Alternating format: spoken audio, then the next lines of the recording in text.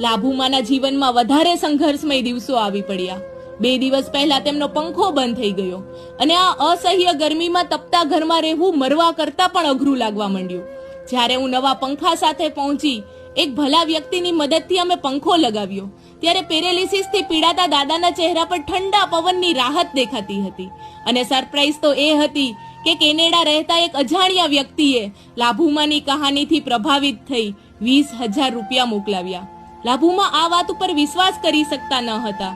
તેમની આંખો ભરાઈ ગઈ।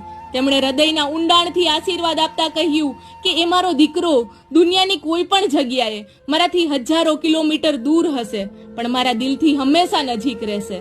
અંતરાત્મામાંથી આશીર્વાદ આપતા તેમણે કહ્યું કે હવે મારે રોજના દૂધ શાક અને દવાના ખર્ચ માટે વિચાર નહીં કરવા પડે। આ અદ્ભુત ભેટ જેની મને કોઈ આશા જ નથી તે મળી છે। હા, મને મારો દીકરો મળ્યો છે।